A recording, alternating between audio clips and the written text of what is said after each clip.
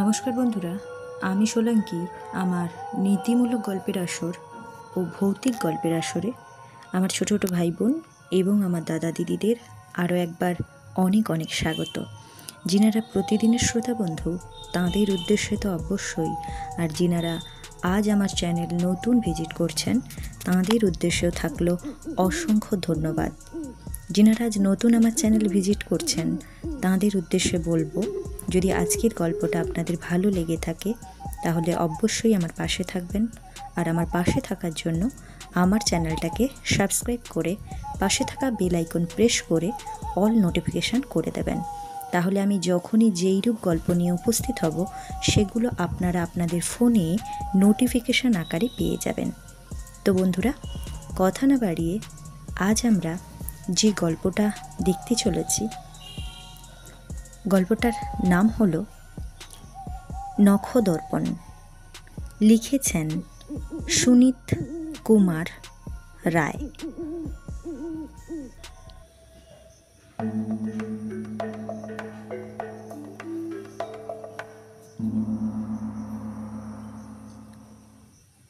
মাস্টারমশাই, আপনাদের নাকি চুরি হয়েছে? আমি চেয়ারে বসতে না বসতে প্রশান্ত আমাকে জিজ্ঞেস করল। কাল আমাদের বাড়িতে চুরি হয়েছে। সোনা দানা বা টাকা পয়সা না নিলেও যা নিয়েছে আমাদের মতো মধ্যবিত্তের কাছে তার মূল্য অনেক। সেই সঙ্গে আমাকেও খোঁড়া করে দিয়ে গেছে। আমার সাইকেলটাও নিয়ে গেছে।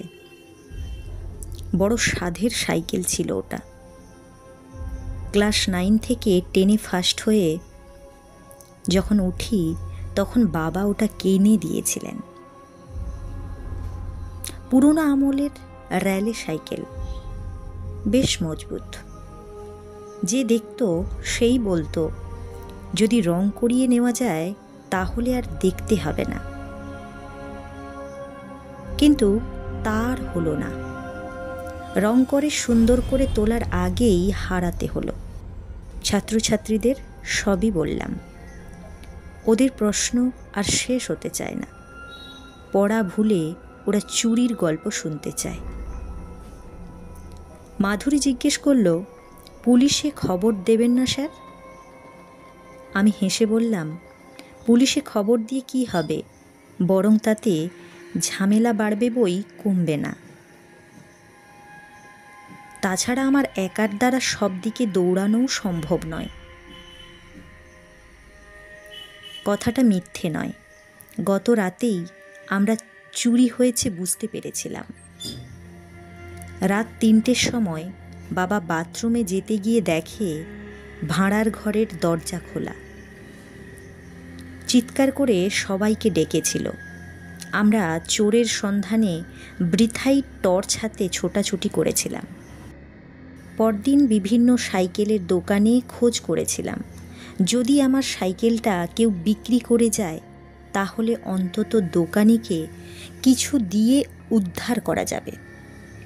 কিন্তু যারা বিক্রি করে তারা তো চালাকি, যারা কেনে তারা আরও চালাক।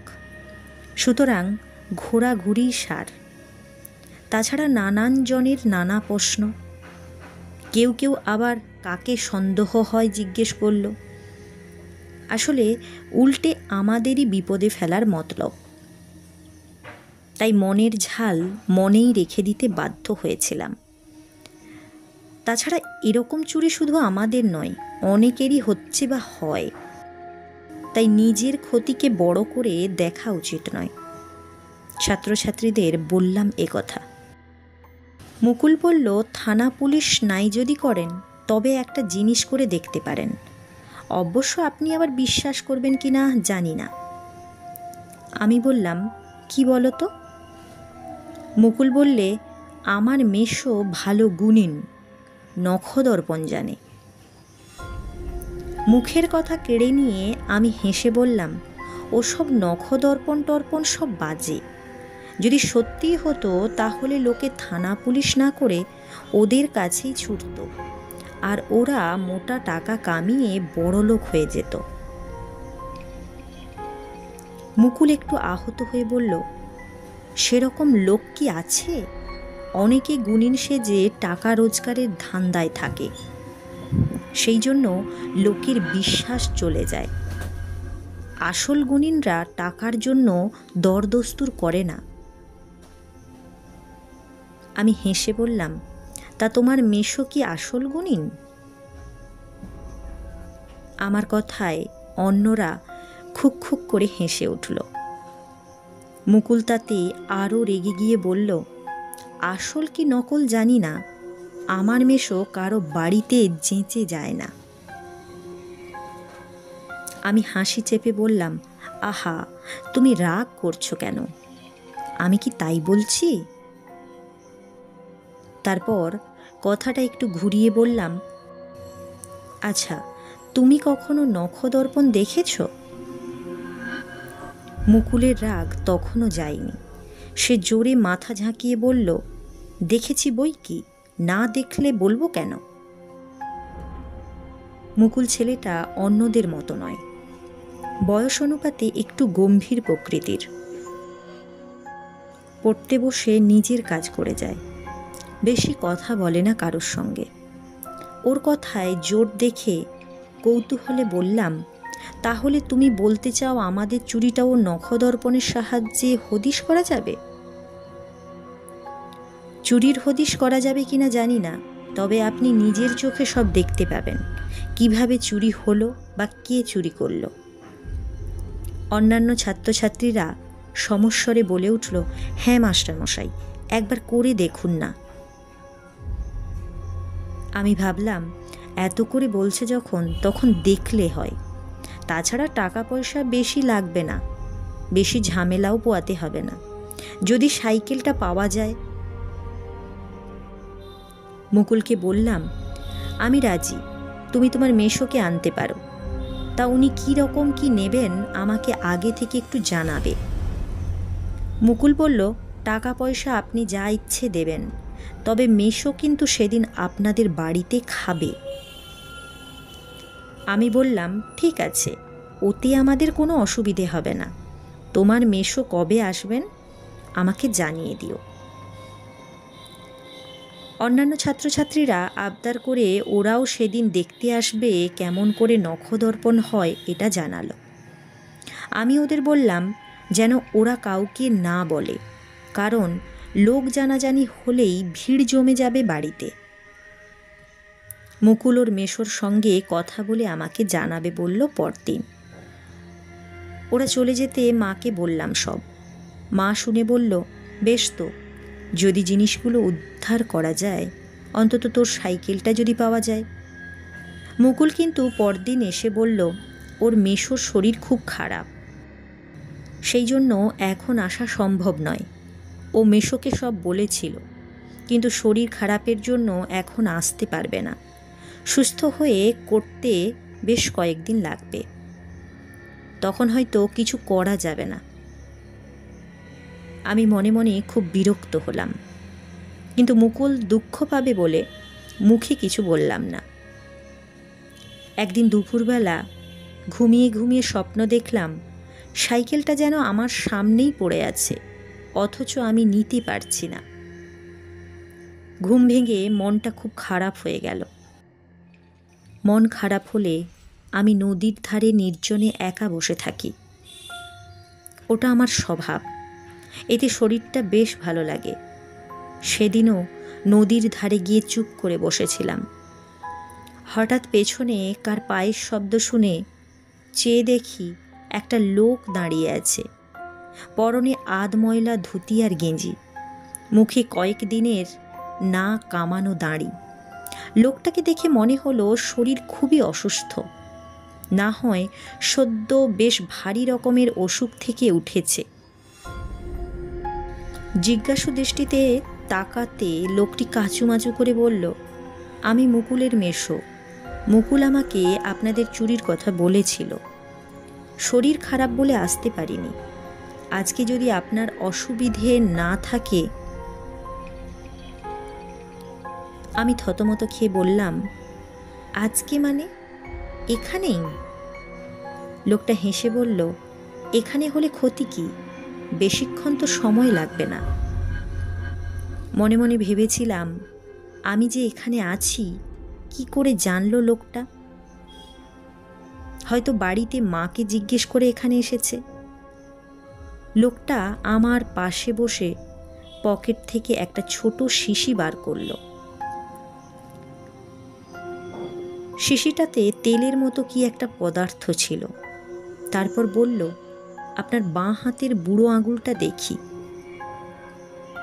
আঙুলটা দেখাতে বলল, বাহ, বেশ সুন্দর আঙুল, নখও সুন্দর, নখ দর্পণের উপযুক্ত। ইতিমধ্যে লোকটা শিশি থেকে আঙুলে করে একটু তরল পদার্থ নিয়ে আমার বুড়ো আঙুলের নখে ঘষতে লাগলো আর বিড়বিড় করে কী সব মন্ত্র পড়তে লাগলো। মিনিট 5 পরে আমাকে বলল, দেখুন তো কিছু দেখতে পান কি না। আঙুলের দিকে চাইতে আমার চক্ষু স্থির। এ কি, এ যে ম্যাজিক দেখছি। আমাদের ভাড়ার ঘরটা স্পষ্ট দেখা যাচ্ছে। বন্ধ দরজার সামনে 4 জন লোক দাঁড়িয়ে। ভাড়ার ঘরের পাশেই খিড়কির দরজাটা খোলা। একজনের হাতে কি একটা যন্ত্র, সেটা দিয়ে কিছুক্ষণের মধ্যে তালাটা খুলে ফেলল। 2 জন সঙ্গে সঙ্গে ভেতরে ঢুকে গেল। অল্পক্ষণ পরে একজন সাইকেলটা নিয়ে বেরিয়ে এলো। তারপর সাবধানে ওটাকে তুলে নিয়ে বাইরে বেরিয়ে গেল। আরও কিছুক্ষণ পরে অপরজন একটা থলেতে করে কী সব নিয়ে বেরিয়ে এলো। হয়তো বাসনপত্রগুলো হবে। সমস্ত ঘটনাটা ঘটাতে মিনিট 4 কি 5 সময় লাগলো। দ্বিতীয় লোকটা বেরিয়ে আসতে সবাই চলতে শুরু করলো। বাড়ির পিছন দিকে ফাঁকা মাঠ। লোকগুলো ফাঁকা মাঠে নেমে পড়ল। একজন সাইকেলটাকে ঘাড়ে করে হাঁটছিল। পাছে মাটিতে চাকার দাগ পড়ে। কিছু দূর যাওয়ার পর একটা ছোট ডোবার ধারে দাঁড়িয়ে লোকগুলো কী সব বলাবলি করল। তারপর যে লোকটা সাইকেলটা বইছিল সে ডোবাতে সাইকেলটাকে ডুবিয়ে রাখল। এরপর আর কিছু দেখতে পেলাম না। আমি মুখ তুলে বললাম, কি হলো, আর তো কিছু দেখছি না। মুকুলের মেসো বলল, আপনি যার জন্য বেশি উদ্বিগ্ন হয়েছিলেন খালি সেটাকেই দেখতে পাবেন। তা কি দেখলেন? আমি সমস্ত বললাম। লোকটা সব শুনে বলল, তাহলে হয়তো সাইকেলটা এখনও ডোবার মধ্যে আছে, খুঁজে দেখতে পারেন। আমার আর তর সইছিল না। লোকটাকে একটা ধন্যবাদও না দিয়ে বাড়ির দিকে পড়ি কি মরি করে ছুটলাম। বাড়িতে ঢুকে হাঁপাতে হাঁপাতে মাকে বললাম, মা, সাইকেলটা পেয়ে গেছি। মা বলল, কোথায় রে, কি করে পেলি? আমার তখন উত্তর দেবার মতো অবস্থা ছিল না। বললাম, শিগগির এসো, না হলে। ইতিমধ্যে গণ্ডগোল শুনে আমার খুড়তুতো ভাইয়েরাও ছুটে এসেছিল। সবাই আমার পেছনে ছুটল। ডোবার ধারে পৌঁছে বললাম, সাইকেলটা জলের মধ্যে আছে। সঙ্গে সঙ্গে 2 জন নেমে পড়ল। আর একটু পরেই হাসি মুখে সাইকেল সমেত উঠে এলো। এর পরের ঘটনা বলে সময় নষ্ট করতে চাই না। সবার মুখে এক কথা, কি করে বুঝতে পারলি? নখদর্পণের কথা বেমালুম চেপে গিয়ে একটা বানিয়ে বলে দিলাম। সবাই চলে যেতে মাকে চুপি চুপি সব বললাম। মা শুনে বলল, কই, কেউ তো আমার কাছে আসেনি। আমি বললাম, তাহলে লোকটা আমার কাছে গেল কি করে? মা বলল, কি জানি বাবা, কিছু বুঝতে পারছি না। একবার মুকুলের বাড়ি যা দেখি। কথাটা মনে ধরল। ছুটলাম মুকুলের বাড়ি। ওর বাড়িতে গিয়ে শুনলাম ওর মেশোর খুব বাড়াবাড়ি অসুখ। সেই জন্য ও ওর মাকে নিয়ে মেশোর বাড়ি গেছে। মেশোর বাড়ির ঠিকানা নিয়ে একটা সাইকেল জোগাড় করে আমি ছুটলুম। সব যেন গোলমাল হয়ে যাচ্ছে। ভাবলাম ওর মেশোর তো খুব বাড়াবাড়ি অসুখ, তাহলে ওই লোকটা কে? কয়েকটা গ্রাম পরেই মুকুলের মেশোর গ্রাম। আধ ঘন্টাটা পরে যখন ওদের গ্রামে ঢুকলাম, তখন দেখি একটা বাড়ির সামনে খুব ভিড়।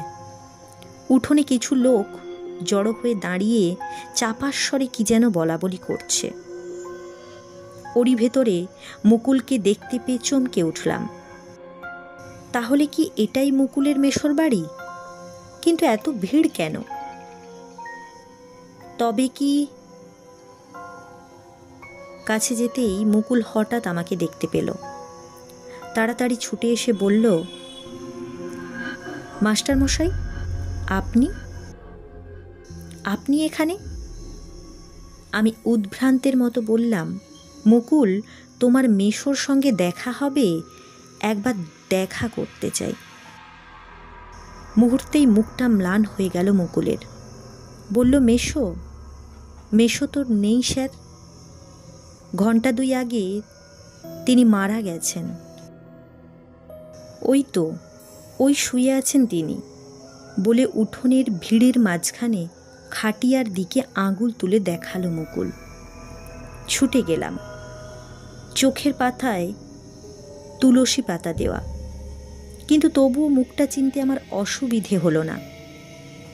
হ্যাঁ, এই তো সেই তিনি, একটু আগে যিনি নির্জন নদীর পাড়ে আমাকে নখদর্পণ দেখিয়েছিলেন। তাহলে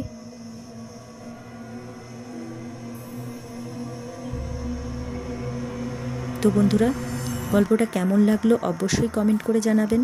যদি ভালো লেগে থাকে অবশ্যই লাইক করবেন এবং পারলে বন্ধুদের সাথে শেয়ার করবেন। আর যিনারা নতুন তাঁদের উদ্দেশ্যে আরও একবার বলছি, যদি গল্পটা ভালো লেগে থাকে অবশ্যই আমার পাশে থাকবেন। আর আমার পাশে থাকার জন্য আমার চ্যানেলটাকে সাবস্ক্রাইব করে পাশে থাকা বেল আইকন প্রেস করে অল নোটিফিকেশান করে দেবেন। তাহলে আমি যখনই যেইরূপ গল্প নিয়ে উপস্থিত হব সেগুলো আপনাদের ফোনে নোটিফিকেশান আকারে চলে যাবে। তো বন্ধুরা, কথা না বাড়িয়ে আজ এখানেই থাক। পরবর্তী সময় নতুন গল্প নিয়ে যতক্ষণ না ফিরছি ততক্ষণ পর্যন্ত সবাই ভালো থাকবেন, সুস্থ থাকবেন। ধন্যবাদ।